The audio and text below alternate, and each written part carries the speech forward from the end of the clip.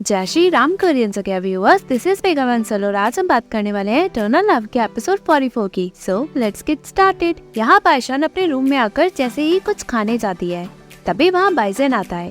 पायशन कहती है, ब्रदर क्या आप सीनियर के साथ ड्रिंक पीने आए हो? बाइजन कहता है, मैं ड्रिंक तुम्हारे सीनियर के साथ पीता हूँ, बट इस बार मैं तुमसे मिलने आया हूँ। पायशन कहते हैं, थैंक यू जो आपको मेरी चिंता है। बाइजन कहता है, मैं तुम्हें देखने आया था, बट अब जब मैं तुम्हें देख रहा हूँ तो तुम्हारी इंजरीज हील हो चुकी है। बट क्यों अभी तुम अजीब दिख रही हो? तुम सूखी और पीली सी दिख रही हो। क्या तुम खुश नहीं हो कि मोयुआन वापस लौटने वाली है? पायशन कहती है, मैं तो खुश हूँ। मैं खुश क्यों नहीं होगी? बाइजन पूछता है, तो तुम इतने डिस्ट्रैक्टेड क्यों दिख रही हो? पायशन कहती है, शायद इसलिए कि मेरी कुछ मैजिकल पावर्स को ठीक होना अभी बाकी है। उसे ये हुआ के साथ वाले फ्लैशबैक से याद आते हैं। वो कहती है, मैं ये हुआ के साथ नाराज हूँ क्योंकि उसमें राइस बॉल इन्वॉल्व है। राइस बॉल ने मेरे साथ थोड़ी सी फ्रूट वाइन पी ली थी। किसे पता था कि वो ड्रिंकिंग में इतना बुरा होगा। वो ड्रंक हो गया और 14 से 15 घंटे तक वो सोता ही रहा। मुझे तो इतना सीरियस मैटर नहीं लगा, बट ये हुआ को बहुत गुस्सा आ गया। उसने तो ये भी कहा कि मुझे राइस बॉल की बिल्कुल चिंता उस तरह नहीं है जैसे वो मेरा बेटा हो। मुझे भी बहुत गुस्सा आया और मैंने गुस्से में कुछ ज्यादा ही कड़वा अपना गुस्सा उतारने के लिए बोल दिया। मैंने उससे कहा कि उसकी साइड वाइफ है उसके बेटे का ध्यान रखने के लिए और वो मुझसे मिलने ना आए।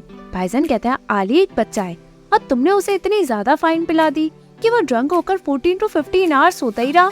तुमने ये हुआ को इन्फॉर्म करने के लिए किसी को भी नहीं भेजा। देन सौतेली मदर होने के नाते तुमने उससे कुछ कहा भी नहीं कि तुम जा कर रही हो।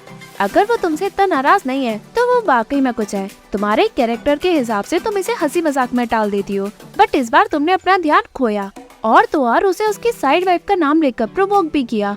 तुम जो हो वैसा तुम कर नहीं रही हो। क्या कहीं तुम जालस तो नहीं? पायशन हड़बड़ाते हुए मना करके कहती है, 9 हेवंस में मैंने 2 दिन तक अपना आपा थोड़ा सा खोया। जब मैंने उसकी साइड वाइफ सूजिन को देखा तो मैं थोड़ा अजीब फील कर रही थी। मैं तो बर्दाश्त ही नहीं कर पाई जब ये हुआ ने मुझे डांटा। क्या कहीं ऐसा तो नहीं कि मैं बहुत टाइम से जेलस हो रही हूँ? पायजन हंस के कहता है, तुम वाकई में जेलस हुई हो। पायशन कहते हैं, ऐसा नहीं हो सकता, मैं तो उससे 90,000 ईयर्स ही बड़ी हूँ। अगर मेरी सही एज पे शादी हुई होती तो मेरे ग्रैंडसन उसके एज के होते। मैंने तो सोचा था कि मैं उसके लिए और ब्यूटीफुल वाइफ को ढूंढ दूं। ब्रदर, अगर उससे मुझसे वाकई में प्यार हो गया तो जब उसने मुझे अपने प्यार का इजहार किया तो मुझे कुछ तो फर्क पड़ना चाहिए था ना? भाईजान पूछता है, क्या उसने अपने दिल की बात तुम्हें बता दी? बढ़िया, जिस बहन को मैंने अपने साथ बड़ा किया, अगर उसे तुमसे प्यार हो भी गया तो वाकई में उसका टेस्ट बहुत अच्छा है। और रही बात एज डिफरेंस की, फादर मदर से 15,000 ईयर्स बड़े हैं।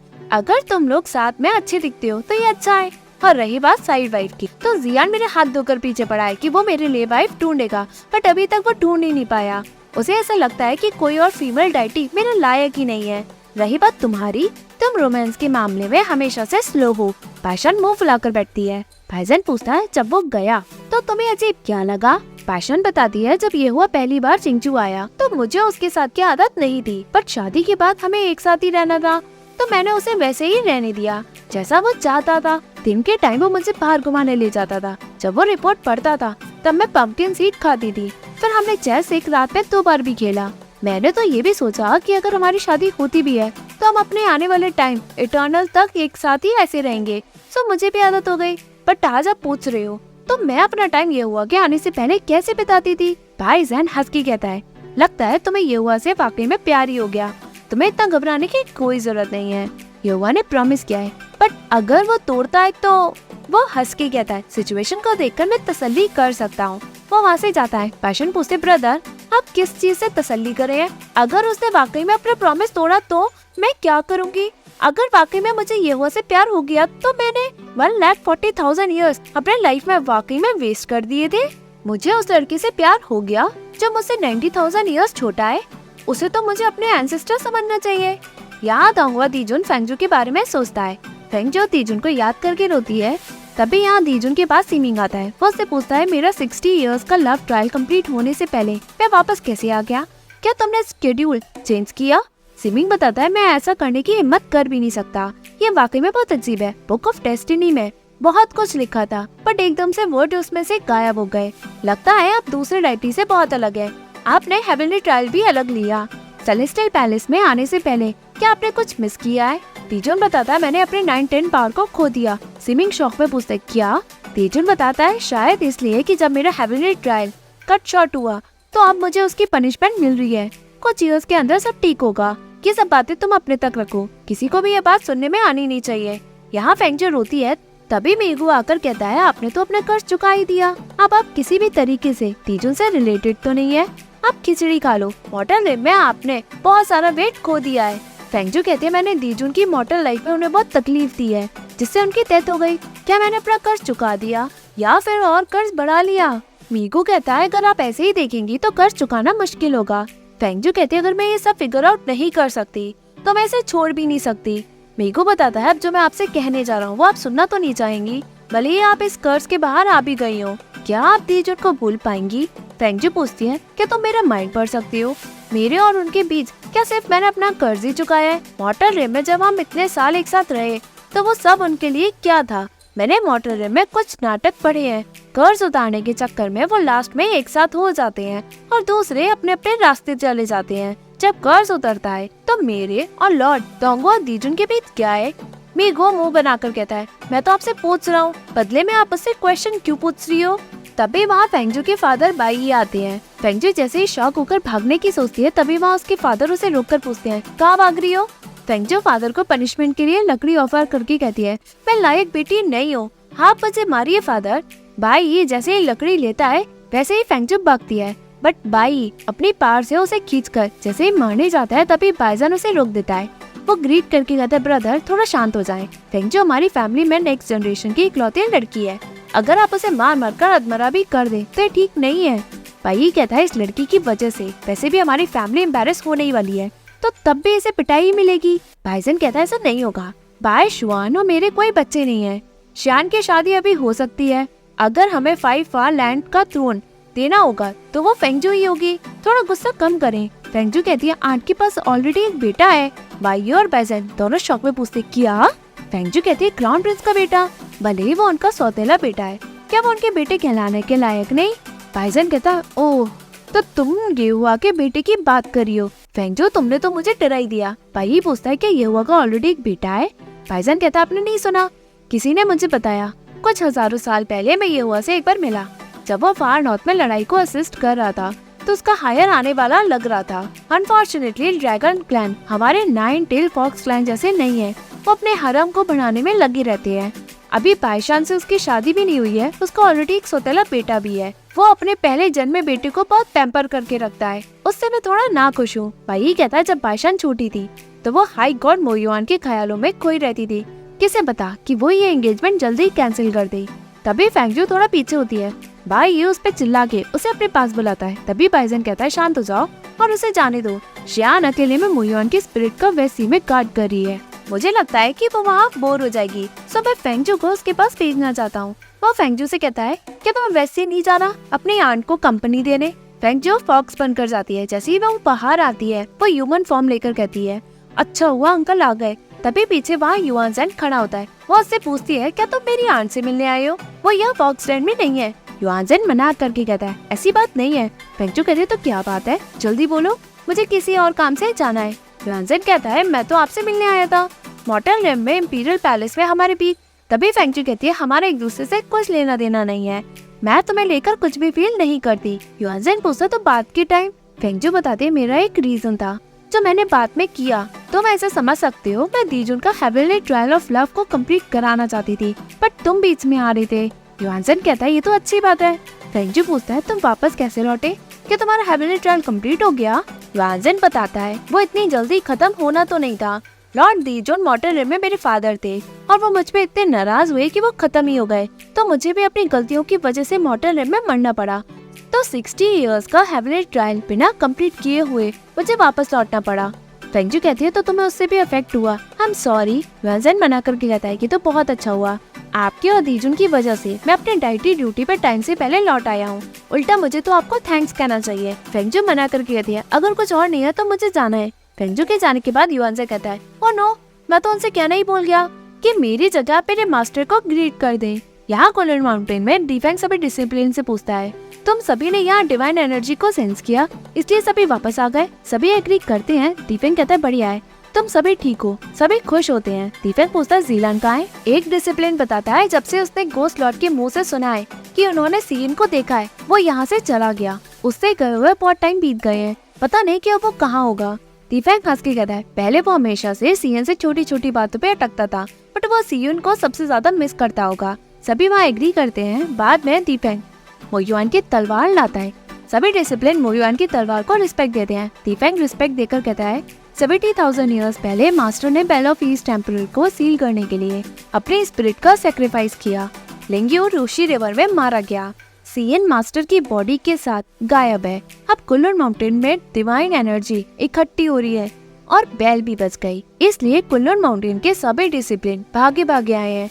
पता नहीं मास्टर कब तक वापस लौटेंगे, बट वो अपने बातों के पक्के हैं। मैं बिलीव करता हूँ कि वो कुल्लून माउंटेन की ग्लोरी को वापस रिस्टोर जरूर करेंगे। दीफेंग तलवार को उसके स्टैंड पर रख के कहता है, मास्टर आपके सभी डिसिप्लिन वापस लौट आए हैं। यहाँ बाइशान येहुआ के पास जाती है। ये हुआ यहाँ ड्रिंक करता है। बाइशान उसे देखकर सोचती है, जब राइसबर्ग कल ड्रंक हो गया, नैना ने बताया कि उसे अपने फादर की पुअर कैपेसिटी मिली है वाइन को पीने के लिए। यहाँ 5 बॉटल्स वाइन है, ये तो पीने में इतना बुरा भी नहीं है।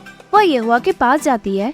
येहुआ उसे देखकर कहता है, तुम यहाँ सोल गैदरिंग लैम्प को लेने के लिए आई हो, चलो अंदर। अंदर येहुआ कहता है, लैम्प की रही, इसे दियों के बगल में 3 दिन के लिए रखना। मोयुआन की सोल वहाँ इकट्ठी हो जाएगी। तुम्हें याद रखना होगा कि इन 3 दिनों तक लाइट बुझनी नहीं चाहिए।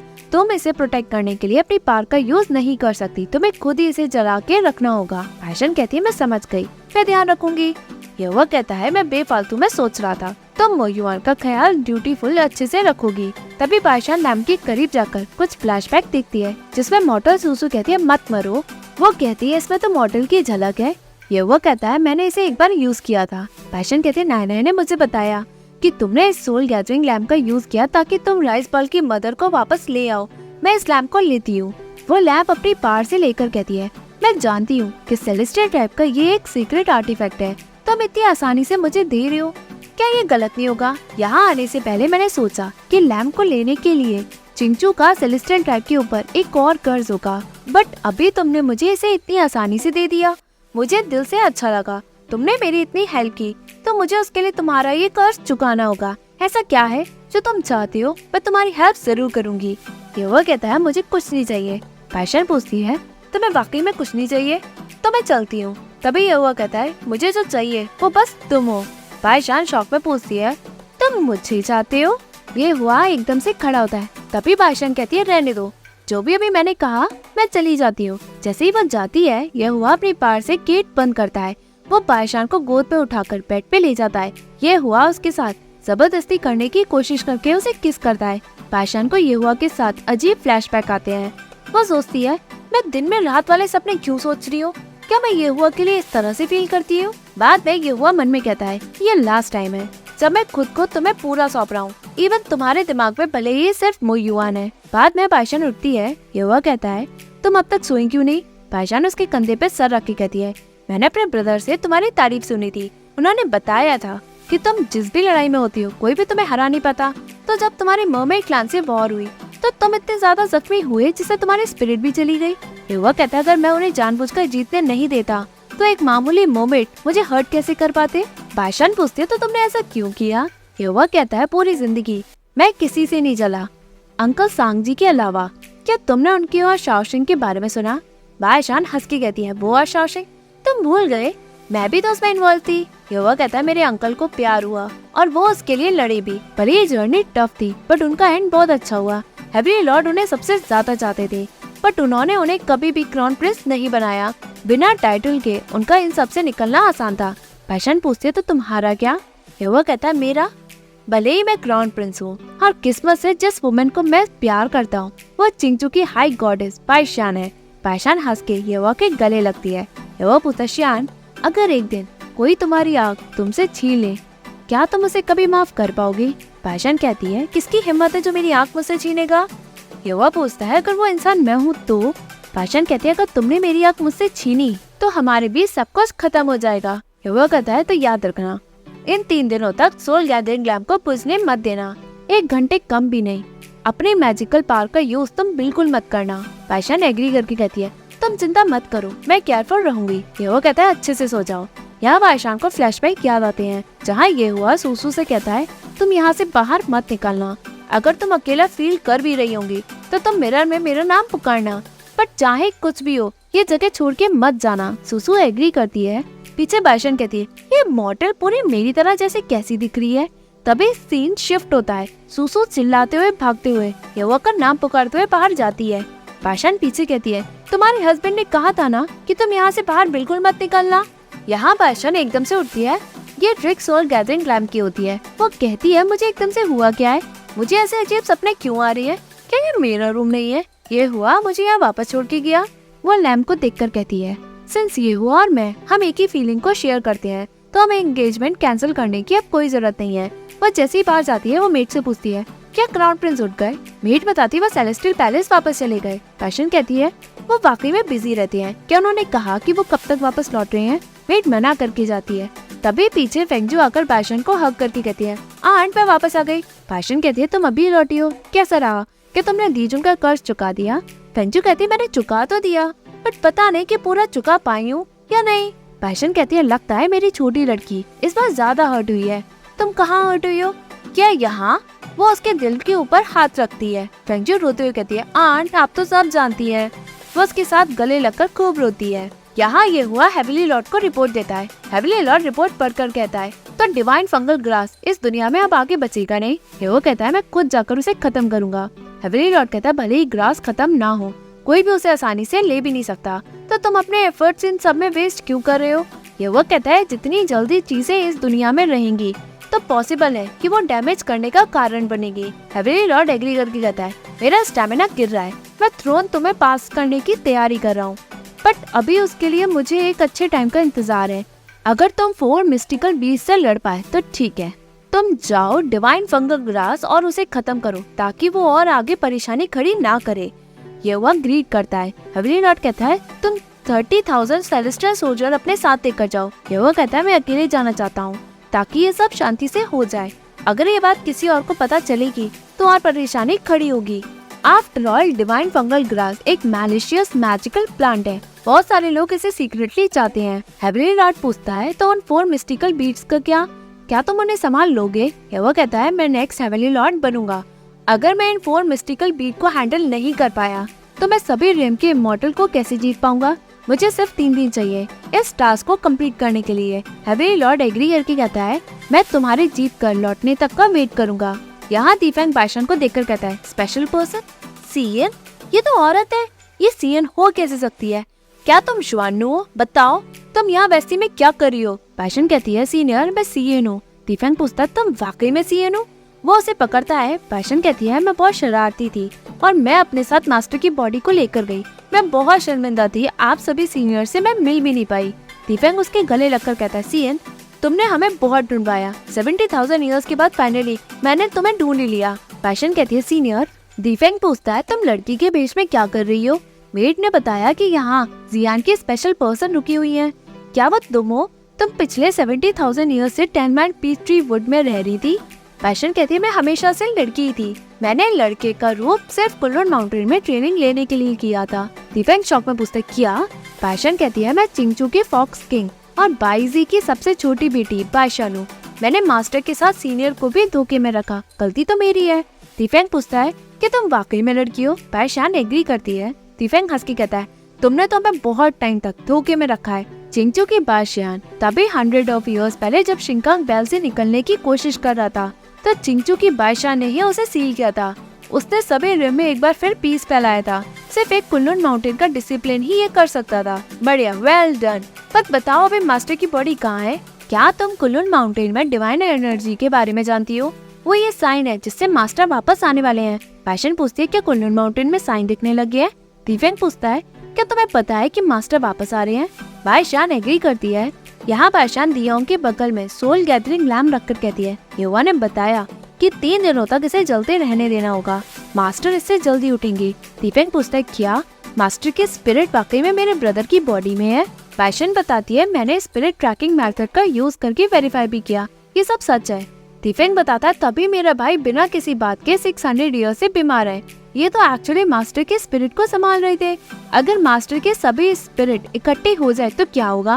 बाइशान कहती है, जियान को पता है कि आगे क्या करना है। यहाँ बाइशान लैम्प का ध्यान रखती है। तभी वहाँ फेंगजू आकर बताती है, आंट मैंने किचन में आपके लिए कुछ खाना बनाया था, आप आओ और इसे खा लो। पैशन कहती है हमारी फेंगजू बहुत बढ़िया है, स्पेशली उसके खाने की स्किल्स बहुत बढ़िया है। उस महीने जब तुम नहीं थी तब मैंने तुम्हें बहुत मिस किया। फेंगजू कहती है जब मेरे पेरेंट्स मुझे चिंचू में छोड़ के गए तो उन्होंने कहा कि मैं उनके लिए बहुत परेशानी खड़ी करूंगी। अब तो लगता है कि मैं हार्ड टाइम से गुजर रही हूँ क्योंकि मुझे आन का ख्याल रखना है। पैशन खाकर बताती है खाना बहुत अच्छा बना है। फेंगजू कहती है जब मैं चली गई तो मैंने मीको से सुना कि ग्राउंड प्रिंस ने आपके लिए खाना बनाया।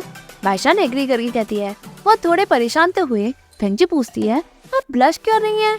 बाइशान कहती है तुम इतनी रूड हो कि तुम मुझे छेड़ रही हो। फेंगजू हंस के कहती है आंट आप प्यार में पड़ी गई, मैं आपको वाइन देती हूँ। कंग्रेचुलेशंस, फाइनली फूल खिली गए और आपको अपना ट्रू लव मिल ही गया, यानी आपको फ्यूचर हस्बैंड मिल गया। कितना परफेक्ट है। पैशन कहती है thank you for your wishes, but मैं वाइन नहीं पी सकती। फेंगजू पूछती क्यों नहीं? जब भी आप खुश होती हो आप तो वाइन पीती हो ना। वैसे भी आपने हाई गॉड मोयुआन के स्पिरिट को ढूंढ लिया, इसलिए वाइन पी सकती हो। पैशन बताती है मुझे 3 दिनों तक सोल गैदरिंग लैम्प को जलते हुए देखना होगा, इसलिए मैं वाइन नहीं पी सकती। फेंगजू लैम्प को देख के कहती है ये तो पहले मैं हाई गॉड मोयुआन के लिए लाई थी, किसे पता था कि ये हमारे हाथों में वापस आ जाएगा, आपको ये कैसे मिला? पैशन बताती है ये हुआ ने यहाँ ला कर दिया। फेंगजू पूछती है क्राउन प्रिंस ने आपको दिया? वो मन में सोचती है लगता है जब क्राउन प्रिंस ने ये लैम्प आंट को दिया शायद वो सूसू से मूव ऑन कर चुके हैं, उन्हें मेरी आंट का ख्याल अच्छे से रखना होगा। पैशन पूछते क्या हुआ? फेंगजू बताती है मैं सोच रही थी कि ये सोल गैदरिंग लैम्प कितना पावरफुल है। पैशन कहती है इसे अंडर एस्टिमेट मत करना, देखो क्या मैं इसे अपने मास्टर के स्पिरिट को रिपेयर करने में लगी नहीं हूँ। फेंगजू एग्री करती है। यहाँ ये हुआ आली को सुला देता है। वो नए से कहते हैं इस वक्त ऑस्मैंथस पैलेस में खिलने वाले हैं। आली को उसके पोलन से हमेशा रैशेस हो जाते हैं। ओकरा के साथ वाटर को बॉईल करना और उससे इसकी बॉडी को पोंछ देना, इससे उसके सिम्टम कम हो जाएंगे। नैना कहती है ग्राउंड प्रिंस आप हमेशा मुझे यही चीज हर साल याद दिलाती है, मैं कभी नहीं भूलूंगी। वो आली को लेकर जाती है। तभी त्यांशु कहता है 4 मिस्टिकल बीट स्पिरिचुअली ट्रेन है, आपने सेलेस्टियल गार्ड को वहाँ डिप्लॉय करने के लिए हेवनली लॉर्ड से बात क्यों नहीं की? ये वो कहता है मैं ज्यादा लोगों को अलर्ट करना नहीं चाहता हूँ।